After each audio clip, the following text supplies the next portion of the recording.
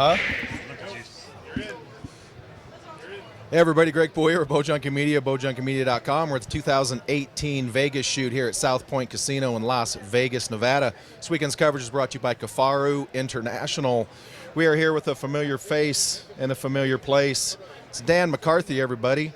Dan went right ahead today and shot himself a 300 with -1x. It's 29 out of 30 X's. Great job today, Dan. Appreciate it. Thanks. All right, so let's hear it. Obviously you are an extremely cerebral shooter, but when it comes to indoors, there's really not much involved besides shoot the middle, which you did most of the time today. So, kind of talk us through your mentality coming into this event. I don't have the most confidence sometimes inside. I shoot well inside at home. I come here and I really just try to focus on execution. Just try to take each shot like each shot matters from the first to the last. And today is only a third of the way through. So Sure. I mean, it doesn't.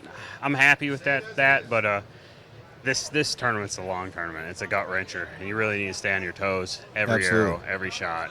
So really thankful to make it through today, and I'm super thankful for the guys behind the scenes, like the engineers and stuff behind the scenes that make the product that we shoot. Like, honestly, I don't think they get enough thanks for a lot of the stuff that they make. But I'm really blessed with some just amazing equipment that I've been shooting this for a long time. Right. This is my 15th year, 14th year shooting professionally, and I can say without a doubt, like, the bows are just amazing. I mean, it seems so much easier shooting those high X counts now than what it ever used to be back Sure. in the day. So really thankful for the hard work those guys put in.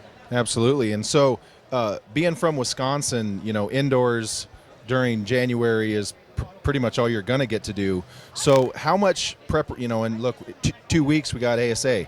So talk with us a little bit about your preparation, obviously Lancasters, et cetera. Talk with us a little bit about your preparation and how because basically you're doing both. You are at least trying to prepare for Lancasters, Vegas, et cetera. Yeah. Also knowing your bread and butter, not that a 29X is scrubbish in any way, of course, but your bread and butter is 3D. Yeah, I tried to get in as much practice as I could before the Classic and the IBO World last year. That pretty much has to carry me from Wisconsin into Foley. Right. There's just no way to really prepare for 3D where I live early. So I try to focus on getting my equipment ready, try to get ready for this event. I wish I could have went to some more. I'd like to be able to start shooting some more indoors a little earlier, but with ATA and everything, it gets really crammed there for a little while. Right. So Lancaster was the first tournament of the year for me. Kind of a rough go around. I shot a decent X count there, but I had some mistakes. Shot some bad shots, but it's a great place to feel pressure, feel that tension, and there's no place that you can simulate that tension at home. And under pressure for me, it really helps me not shoot well all the time, but it helps me really identify the mistakes I'm making, because you can't fake it. Right. You can't fake it under pressure. You can fake it at home. You can get through a lot of stuff that you're doing wrong. But when you get under pressure, you're able to a lot of times feel those muscles that are really tense that Right. Shouldn't be. And then I was able to go home and kind of really work on the fundamentals and focusing on trying to get rid of that tension in those places. And good. I had some really good progress at home in between Lancaster and here, and just hope I can keep it going. Absolutely. So let's talk about it. As you were walking off the range today, I was looking at your quiver. So let's talk a little bit about your arrow of choice right now. Obviously, backing up a little bit to your comment about the trade shows and shooting and stuff. You're not just a shooter. Dan is extremely involved over at Black Eagle, and so you're wearing multiple hats. Not today, of course. When you go over to the booth, you probably will be, but that kind of contributes to what you have to do to prepare. But so let's talk about the arrows you're shooting this weekend. So this weekend I'm shooting a Black Eagle PS26. It's an arrow I released last year. This year we released a PS27. Yep. It's just barely bigger than the one I'm shooting now. This is, I think there are 12 thousandths difference in diameter, which is a 6 thousandths difference in radius, which is really minimal. Sure. But it matters if you miss by a little bit. But really for me, I had this bow set up to shoot 26s. I did shoot the 27s a ton, Right. but on a different rig, and I really wanted to shoot this bow. and this one had my 26s, and I just decided to play with it. Finish shooting it for the rest of the year. It's the same bow I shot last year here. Right.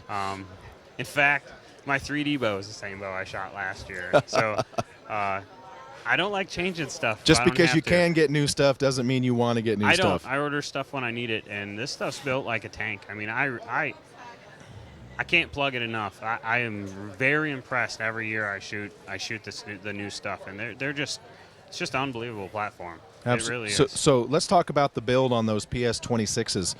Kind of talk everybody through, number one, your bow specs. So obviously you're not going to be a 32-inch draw length like me, but talk folks about your actual bow specs and then kind of how you have those PS26s set up. Okay, I shoot a 350 spine PS26. I cut it at 30 inches of carbon.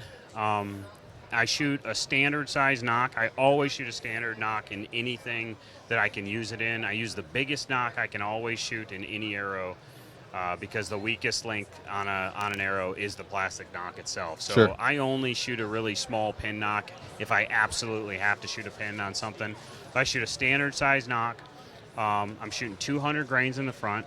So I guess a quick recap would be 30 inches of carbon, 350 spine, 200 grain point. I shoot a 4-inch feather and a standard nock, and I'm shooting 71.5 pounds. And what's your draw length these days?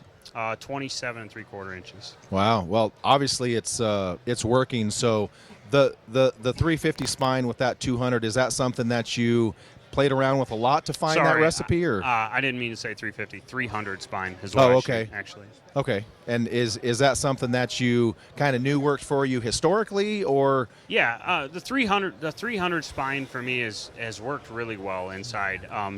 All the way down, my testing, and I do tons of testing, like through machines as well for development, and that 300 has worked extremely well at 30 inches of carbon with 200 grains.